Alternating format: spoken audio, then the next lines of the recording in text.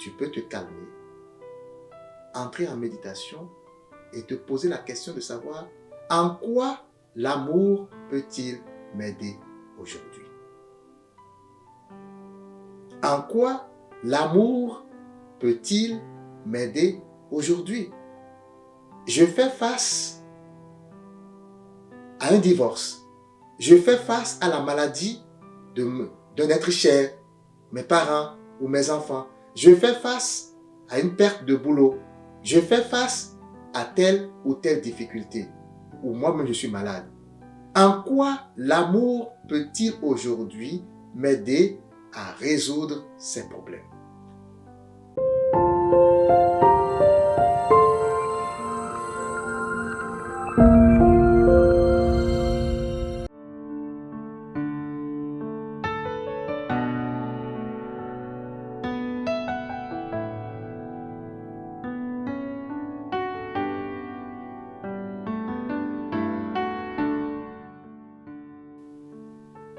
Chers frères et sœurs, bonjour et bienvenue dans cet enseignement où nous parlons de notre vie.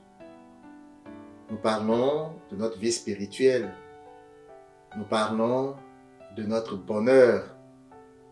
Nous parlons des choses auxquelles nous ne sommes pas réellement habitués. C'est des choses que nous connaissons foncièrement dans notre âme et conscience, mais que nous avons oubliées et qui aujourd'hui nous plongent dans une certaine ignorance désagréable, dévastatrice, parce que nous sommes alors obligés de souffrir pour des choses qui n'en valent pas la peine. Alors, lorsque vous regardez le monde aujourd'hui, lorsque vous regardez ce qui se passe autour de nous, on peut affirmer sans se tromper que le monde est malade. Ce n'est pas alarmiste, parce que lorsque l'on voit un humain tiré à bout portant sur son congénère, son frère humain, lorsque nous voyons des gens piétiner d'autres personnes, écraser d'autres personnes pour pouvoir s'amasser des richesses, lorsque nous voyons des personnes avides de pouvoir qui sont obligées de prendre des mesures pour asservir d'autres personnes afin de pouvoir se hisser dans la société, eh bien, on ne peut que conclure à une humanité véritablement malade. Nous vivons dans une société égoïque. C'est comme une espèce de jungle où les plus forts dominent les plus faibles, les plus forts physiquement. Ceux qui ont de l'argent, ceux qui ont de la force physique, ceux qui ont des armements, ceux-là font la loi. Ou alors ceux qui sont très malins et astucieux. Ils ont appris à roubler, à inventer des stratégies pour pouvoir tromper les autres. Nous vivons dans une espèce de jungle, chers frères et sœurs. Mais quel est le remède pour une telle maladie? Voilà la question que nous nous posons aujourd'hui. Le monde est malade. La société est malade. Tu es malade, je suis malade. Nous sommes tous malades. Mais quel est le remède? Il suffit de voir les rassemblements, les conférences, les rassemblements de prières bondés de monde, des milliers de personnes pour voir que ça ne va pas dans la vie des gens. Dans les sociétés occidentales développées, il suffit de voir des indicateurs comme le taux de suicide. Il suffit de voir des indicateurs comme le nombre de tueries. Des gens qui se lèvent et qui, dans leur folie, vont prendre des armes et puis éliminer un certain nombre de personnes dans des groupes soit dans les bars ou bien il suffit de voir les attentats. Tout ce genre de choses dénote de la maladie de l'esprit. Ça ne va pas. Dans le mental humain, ça ne va pas. Les gens vivent quotidiennement la souffrance. Et comme nous l'avons vu dans l'enseignement passé, eh bien, ceci est l'œuvre de l'homme lui-même. Cet esprit qui, ayant perdu la boussole, ayant perdu la direction de son âme, ayant perdu la voix du Dieu qui vit en lui, ne se connaît plus, ne se reconnaît plus. Et c'est la peur qui embarque. Et c'est cette peur qui est à l'origine de tout cela. Quel est le remède? Comment faire pour sortir de cela? Voilà la question, chers frères et sœurs, que nous nous posons aujourd'hui. Alors, on peut commencer par explorer ce que nous avons l'habitude de faire. Lorsque je suis malade, je vais à l'hôpital, je me confie aux médecins, je mets ma vie dans leurs mains, et puis ils vont me prescrire des médicaments. Mais est-ce que les médicaments guérissent la maladie? On peut se poser cette question. Nous savons que c'est souvent des calmants, c'est des choses qui vont te maintenir dans un certain état. Et la plupart du temps même, c'est des choses qui vont créer d'autres déboires, d'autres problèmes dans ton corps. Parce que la source première de la maladie, la cause première, n'a pas été détectée. La science ne connaît pas la spiritualité, elle ne connaît pas l'esprit. Elle ne sait pas que la majorité, sinon la totalité des maladies de l'homme sont d'origine psychique. Lorsque, par exemple, j'ai un problème conjugal, qu'est-ce que je fais? Je vais peut-être aller voir mes parents. Je vais aller demander de l'aide à quelqu'un pour qu'il me conseille. Je ne suis pas capable, moi-même, de m'asseoir et de dire pourquoi c'est arrivé. Un examen intérieur, une analyse critique, personnelle, pour savoir, mais qu'est-ce que j'ai mis dans mon esprit, dans quelle disposition spirituelle je me suis mise pour que cela arrive. Je vais aller voir mon pasteur pour lui poser le problème. Et lui, du haut de sa connaissance, est-ce qu'il connaît, est-ce qu'il ne connaît pas? Il ne peut jamais cerner le problème que j'ai, aussi bien que moi, je le cerne. Alors, il va essayer de t'aider à sa façon. Est-ce que ça résout les problèmes? Non. Les conflits et les adversités dans les couples, on en a vu ici, les gens conseillent toujours, il faut s'asseoir et parler, il faut s'asseoir et communiquer, il faut s'asseoir et discuter. Mais force est de constater que ça n'a jamais rien résolu. Donc, on peut dire que ce n'est pas ça le remède. Quel est-il, ce remède? Si ce n'est pas tout ce que nous pensons, quel est-il, ce remède? Alors, il faut savoir, chers frères et sœurs, que dans l'absolu, tout ce que nous voyons ici de nos yeux, tout ce que nous pouvons sentir, toucher, tout ce qui est dans l'invisible, tout cela est énergie. Et quand on dit tout est énergie, il faut savoir qu'il y a ce qu'on appelle l'énergie racine. C'est l'amour.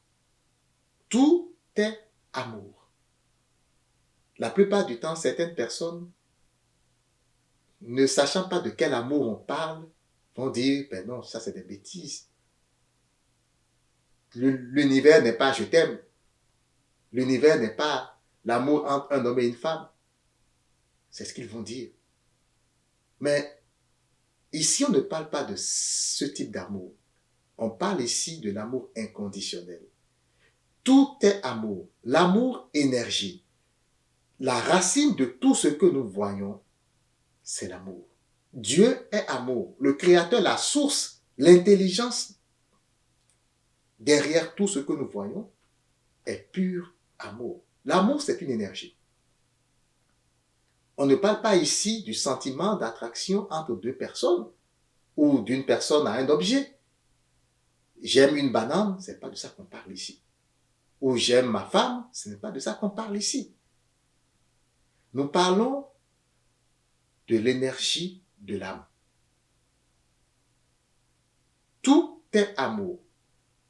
Et c'est ce même amour, c'est cette même énergie qui, vibrant, se déplaçant à des fréquences différentielles, va créer tout ce que nous voyons.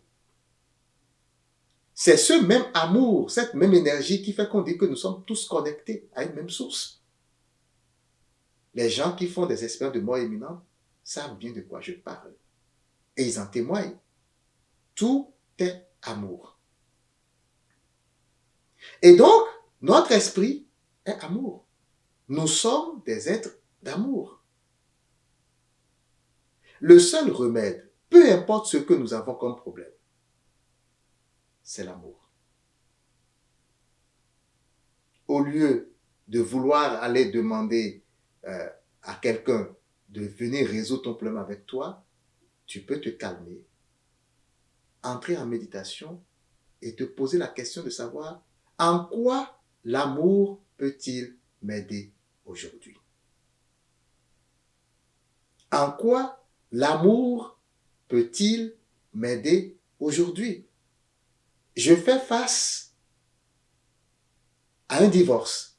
Je fais face à la maladie d'un être cher, mes parents ou mes enfants. Je fais face à une perte de boulot. Je fais face à telle ou telle difficulté. Ou moi-même je suis malade. En quoi l'amour peut-il aujourd'hui m'aider à résoudre ces problèmes? Lorsque vous entendez une telle question, cela vous paraît tellement théorique parce qu'on se dit, eh bien, l'amour, ce n'est pas une personne. Comme je viens de le dire, c'est une énergie. Comment est-ce que l'amour peut m'aider? Moi, j'ai besoin d'être dans une certaine réalité où des humains, des gens palpables, réels, viennent à mon secours, viennent me soutenir. Un peu comme saint Thomas, on ne croit que ce que nos yeux physiques voient, n'est-ce pas? Mais non. Toutes ces personnes que tu penses palpables, que tu dis réelles, toutes ces choses ne sont que énergie, chers frères, chères sœurs. Et l'énergie racine de toutes ces énergies, c'est l'amour. Cela veut dire que, en te posant cette question, lorsque tu sollicites l'amour dans le prochain, lorsque tu sollicites l'amour en toi, lorsque tu sollicites l'amour dans la situation que tu vis, c'est la lumière qui jaillit. Les ténèbres s'estompent.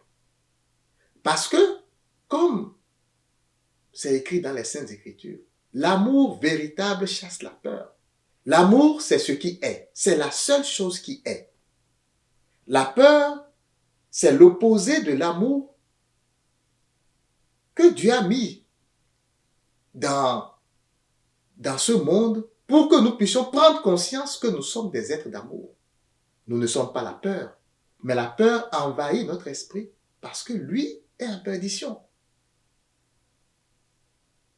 L'esprit se cherche. Lorsque nous nous sommes retrouvés en ce monde, vous le savez, nous étions bébés, nous ne savions pas où nous étions. Même nos parents, nos propres parents, nous avons appris à les connaître. Nous nous sommes retrouvés dans un corps physique. Nous avons appris à connaître tout ce qui nous entoure. Nous avons appris à prendre conscience que nous sommes dans un monde physique. Notre esprit a oublié tout. Il a oublié d'où il venait. Et donc, c'est en cela que la connaissance est indispensable. Pour rappeler à cet esprit-là, tu n'es pas de ce monde.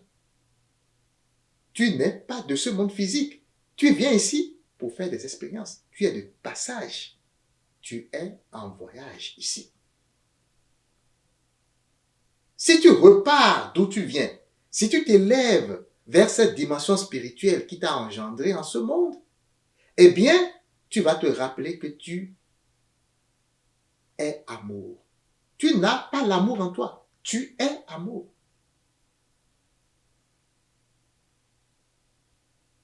Parce que la source d'où tu viens n'est qu'amour. Alors, en quoi l'amour peut-il m'aider aujourd'hui? Lorsque je me pose cette question, la première réaction que j'ai, c'est de dire, oh, calme-toi. J'ai en moi quelque chose qui peut m'aider. Le Christ vit en moi. OK? Comment est-ce que le Christ qui vit en moi peut m'aider à résoudre mon problème? Déjà, je suis dans la conscience de ce problème. Comment l'esprit christique qui est en moi peut m'aider aujourd'hui à résoudre ce problème? Voyez-vous, Jésus-Christ, lorsqu'il a marché sur nos terres, avait appelé à lui beaucoup de disciples. Il avait 12 apôtres, d'après les informations que nous avons. Et parmi ces apôtres, il y avait des gens qui étaient des spécialistes d'arts martiaux. Il y avait des gens qui, disons que la plupart, étaient dans la conscience basse humaine. La force physique, il faut se battre pour se défendre. Les épées, les armes, on a vu dans les Saintes Écritures, à l'arrestation de Jésus, c'est un des disciples qui a pris son arme et qui a coupé l'oreille. Les disciples ou les apôtres étaient dans cette mentalité. L'homme a toujours été habitué à cela. Parce que l'esprit, dans la perdition, pense que ce n'est pas la force qu'il faut résoudre les choses. Mais c'est écrit dans les Saintes Écritures. Ce n'est pas par la force physique, ni par la puissance, mais par mon esprit que cette montagne se déplacera. Le seul remède, chers frères et sœurs, c'est cette conscience, cette prise de conscience que en toi, tu es amour. Tu es un être d'amour. En quoi l'amour que je suis peut m'aider aujourd'hui? C'est commencer à changer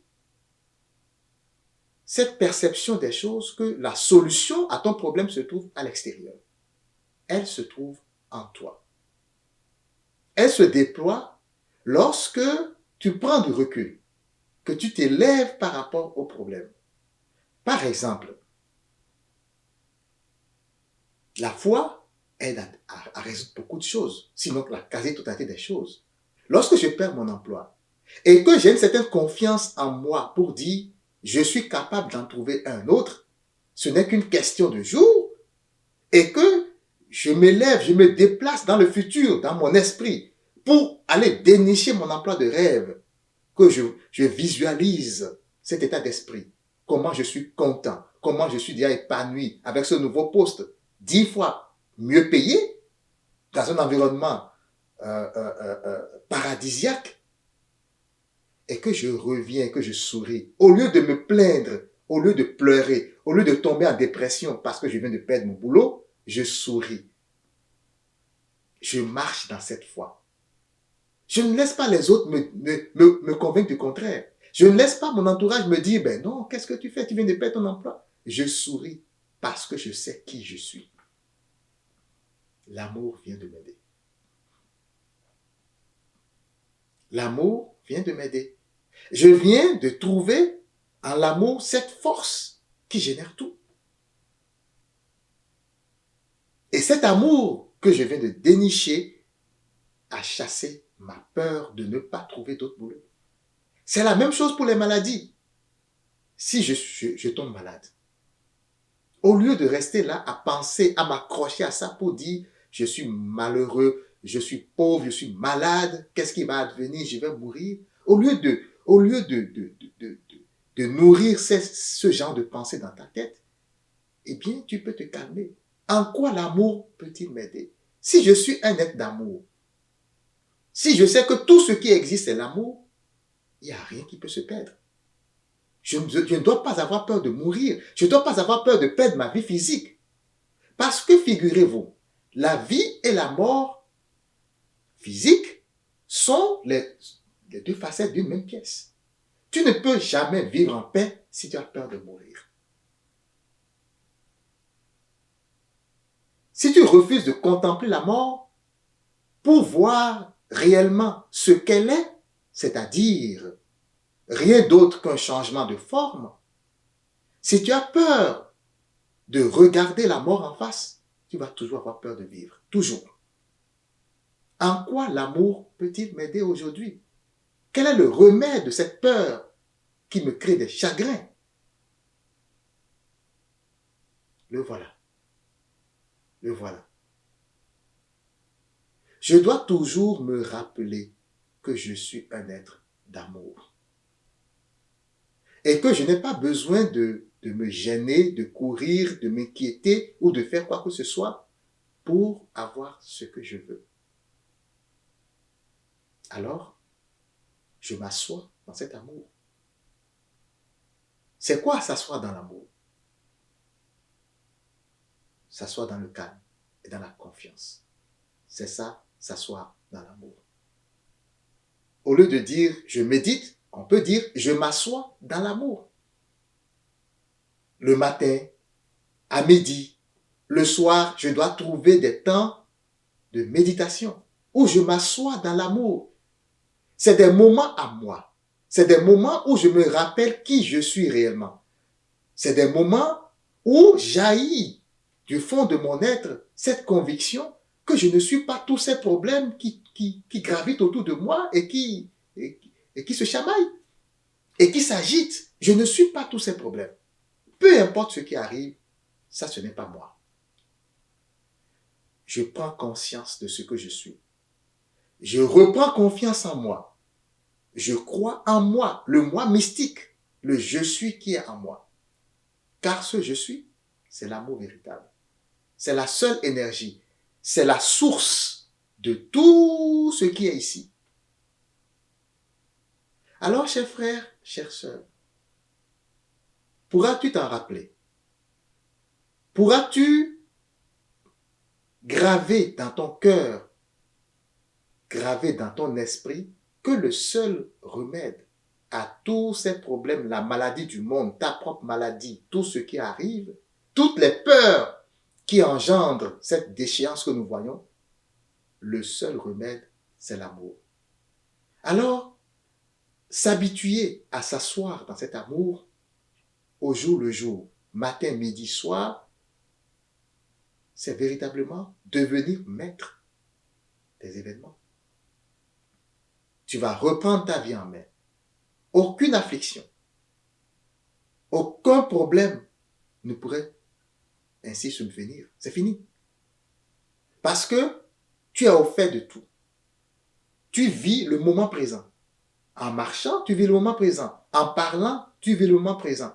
Qu'est-ce qui fait que notre esprit se balade tout le temps? Lorsque nous parlons, ou lorsque nous marchons, ou lorsque nous agissons de telle ou de telle manière, c'est la peur. Lorsque je marche et que mon esprit n'est pas là, c'est parce que j'ai déjà des soucis, j'ai peur de quelque chose.